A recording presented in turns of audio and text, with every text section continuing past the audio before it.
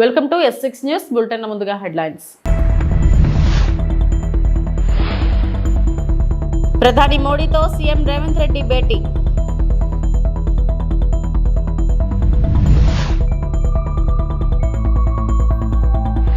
మంగళగిరిలో కాంగ్రెస్ నేత వి హనుమంతరావుతో పవన్ కళ్యాణ్ భేటీ.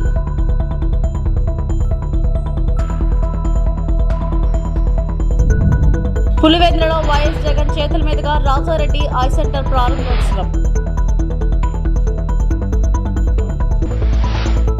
మహాశివరాత్రి పర్వదినాన్ని పురస్కరించుకుని తిరుపతి జిల్లా శ్రీకాళహస్తీశ్వర ఆలయాన్ని శోభాయమానంగా అలంకరించారు. ప్రభుత్వం తరపున స్వామివారికి మంత్రి ఆనం రామనారాయణ రెడ్డి పట్టు వస్త్రాలను సమర్పించారు. వేద పండితుల మంత్రోచ్చరణలతో శాస్త్రోక్తంగా శ్రీ వాయులింగేశ్వర స్వామి సమేత శ్రీ జ్ఞాన ప్రసూనాంబికా దేవికి దేవాదాయ శాఖ commissioner Ramachandra, MLA Bojjala Sudheer Reddy, collector వెంకటేశ్వర్తో కలిసి సారె అందజేశారు. ఎలాంటి అవాంఛనీయ ఘటనలు జరగకుండా మహాశివరాత్రి బ్రహ్మోత్సవాలను వైభవంగా నిర్వహిస్తామని మంత్రి తెలిపారు.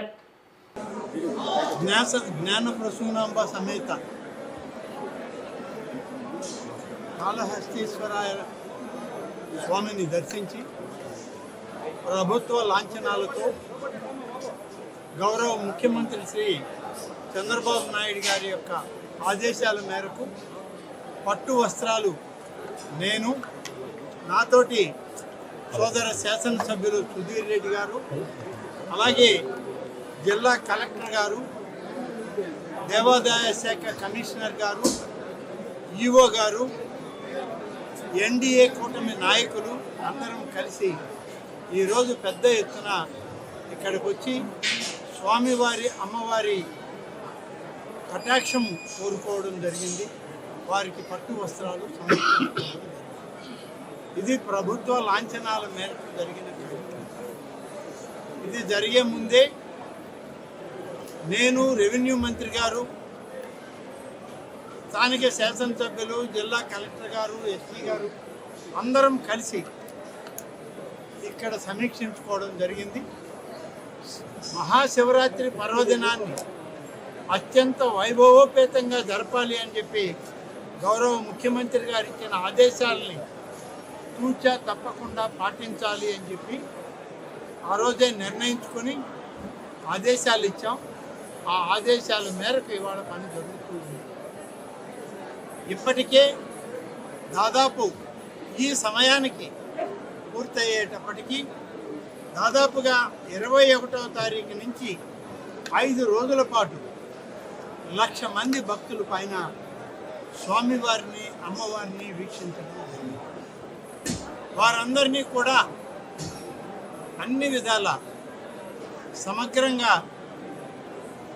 పూర్తి స్థాయి సంపూర్ణంగా వాళ్ళు స్వామివార్ల యొక్క దీవెనలు పొందే విధంగా ఏర్పాట్లు చేయడం జరిగింది. అలాగే ప్రతి భక్తుడికి స్వామివారి దర్శనం చేసుకునేటువంటి ప్రతి ఒక్కరికి ఒక లడ్డూ ప్రసాదాన్ని ఉచితంగా పంపిణీ చేయడానికి నిర్ణయించుకున్నాం. నిర్ణయించిన మేరకు ఆలయ పాలక వర్గం, ఇవాళ ఉన్నటువంటి అధికార యంత్రాంగం, శాసనసభ్యుని యొక్క నాయకత్వంలో లడ్డూ ప్రసాదాన్ని పంపిణీ చేయడం జరుగుతూ ఉంది. 50 రూపాయలు క్యూ లైన్ గతంలో ఉండేది. ఇప్పుడు ఆ క్యూ లైన్ కూడా తీసివేసి దాన్ని కూడా ఉచిత క్యూ లైన్ కిందనే కన్వర్ట్ చేయడం జరిగింది. ఎక్కువ మంది సామాన్య భక్తులకి అవకాశం ఇవ్వాలి అనే ఉద్దేశంతో ఈ క్యూ లైన్లలో కొంత మార్పు చేసి సామాన్య భక్తులకి ఎక్కువ ఇవాళ ఇవ్వడం జరుగుతుంది. అలాగే 27వ తారీఖు రేపు మహాశివరాత్రి, లింగోద్భవం తర్వాత 27వ తారీఖున స్థానికులకు, వచ్చేటువంటి అందరి భక్తులకు కూడా ఉచిత దర్శనమే ఉండాలి అని చెప్పి అధికారులకు సూచించాం. వాళ్ళు ఆ విధంగా ఏర్పాట్లు చేస్తూ ఉన్నారు. అలాగే ఈ జరిగినన్ని రోజులు 21వ తారీఖు నుంచి 27వ తారీఖు వరకు ఉచిత క్యూ లైన్లు ఉన్నాయి. అలాగే టికెట్ కలెక్షన్లో కొన్న క్యూ లైన్లు ఉన్నాయి. వీటన్నిటినీ కూడా ప్రధాని నరేంద్ర మోడీతో కీలకమైన సమావేశం కోసం తెలంగాణ ముఖ్యమంత్రి రేవంత్ రెడ్డి ఢిల్లీలోని తన నివాసం నుండి బయలుదేరారు. ప్రధానమంత్రి నివాసంలో జరగనున్న ఈ చర్చలో రాష్ట్ర మంత్రి డి శ్రీధర్ బాబు కూడా పాల్గొంటారు. ప్రధాని నివాసానికి బయలుదేరిన సీఎం రేవంత్ రెడ్డి इस गाड़ी में ना तो ये वाला ये आगे वाली थी यार।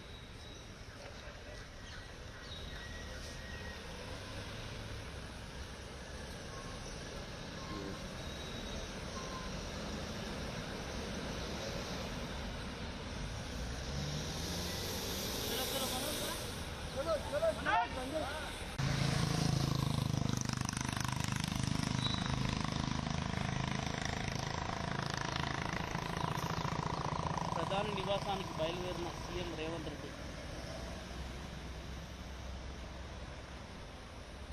इस गाड़ी में ना तो ये वाला ये आगे वाली थी यार।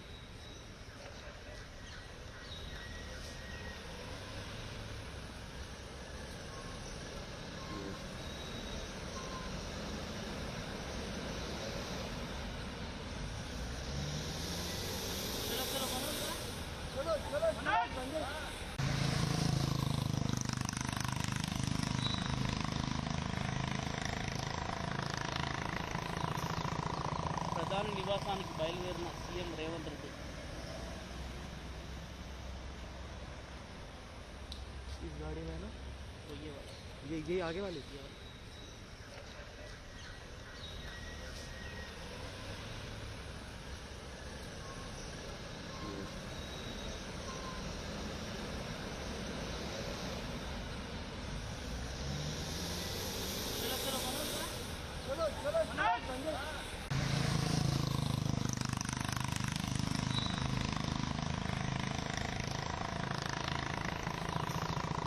ప్రధాని నివాసానికి బయలుదేరిన సీఎం రేవంత్ రెడ్డి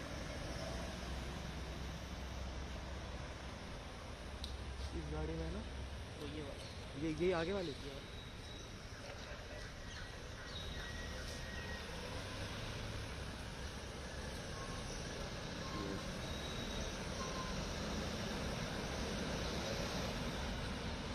ఆంధ్రప్రదేశ్ ఉప ముఖ్యమంత్రి పవన్ కళ్యాణ్ మంగళగిరిలోని క్యాంప్ కార్యాలయంలో కాంగ్రెస్ నాయకుడు వి హనుమంతరావుతో సమావేశమయ్యారు. ఈ సమావేశంలో ముఖ్యమైన రాజకీయ చర్చలు జరిగే అవకాశం ఉంది.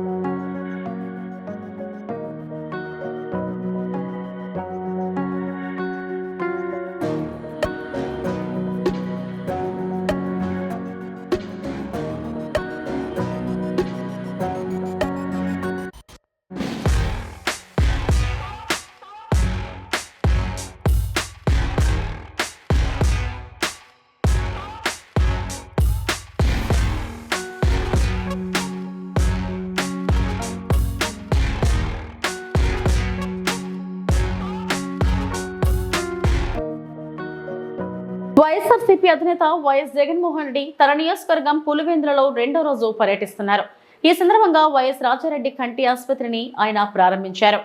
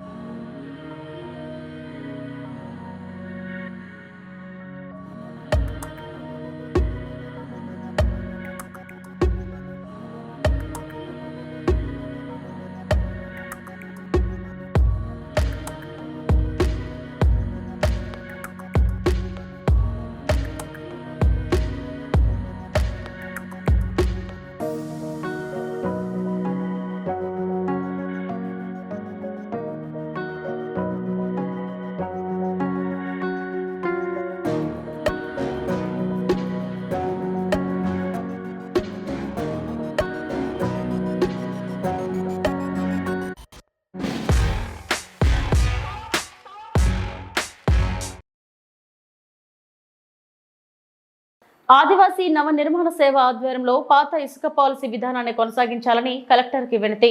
ములుగు జిల్లా వాచేడు వెంకటాపురంలో మహిళా ఇసుక సొసైటీ సహకార సంఘాలు మంగళవారం ఆదివాసీ నవ నిర్మాణ సేవ ఆధ్వర్యంలో జిల్లా కలెక్టర్ దివాకర్ టిఎస్ ని కలిశారు. ప్రభుత్వం చేసిన నూతన ఇసుక పాలసీ విధానాన్ని షెడ్యూల్ చట్టాలకు అనుగుణంగా ఉండాలని, పట్టా భూముల్లో మైనింగ్ అనుమతులు ఇవ్వకూడదని, క్యూబిక్ మీటర్ కి ఇస్తున్న 220 రూపాయలు సరిపోవడం లేదని, పెరిగిన ధరలకు అనుగుణంగా 500 రూపాయల వరకు పెంచాలని, పాత ఇసుక పాలసీ విధానాన్ని కొనసాగించాలని ఇసుక సొసైటీ సంఘాలు మంగళవారం జిల్లా కలెక్టర్ కు మరియు ప్రాజెక్ట్ అధికారికి వినతి పత్రం అందజేశారు.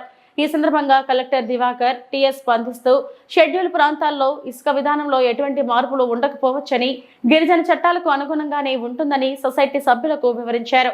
కార్యక్రమంలో ఆదివాసీ నవ నిర్మాణ సేన రాష్ట్ర అధ్యక్షులు పర్సనల్ నరసింహమూర్తి, రాష్ట్ర వర్కింగ్ ప్రెసిడెంట్ వాసం నాగరాజు, ఇసుక సొసైటీ జిల్లా అధ్యక్షురాలు ముర్రం రామలక్ష్మి, మండల అధ్యక్షులు వాసం రజని తదితరులు హాజరయ్యారు.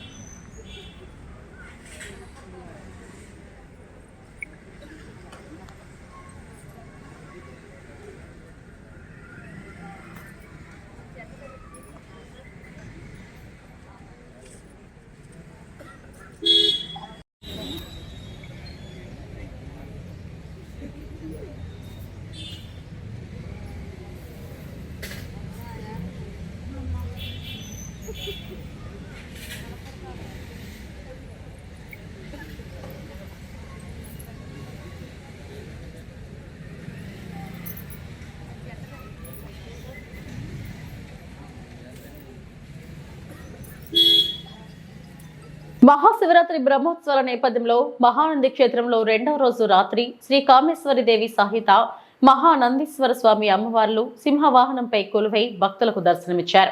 Chief festival officer deputy commissioner Ramanjaneyulu, EO Srinivasareddy ఆధ్వర్యంలో వేద పండితులు రవిశంకర అవధాని అర్చకులు వేద మంత్రాలతో శాస్త్రోక్తంగా పూజలు చేపట్టారు. అనంతరం కన్నుల పండుగ గ్రామోత్సవం నిర్వహించారు. పూజా కార్యక్రమాల్లో ఏఈఓ మధు, సూపరింటెండెంట్లు అంబటి శశిధర్ రెడ్డి తదితరులు పాల్గొన్నారు.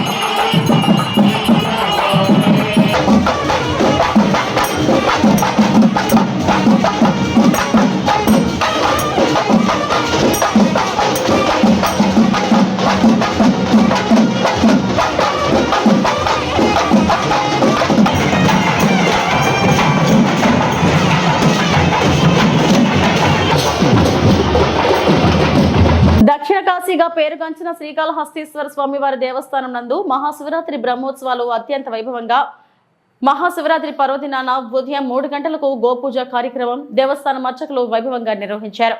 అనంతరం శ్రీ జ్ఞాన ప్రసూనాంబ సమేత శ్రీకాళహస్తీశ్వర స్వామివారిని భక్తులు అధిక సంఖ్యలో దర్శించుకున్నారు.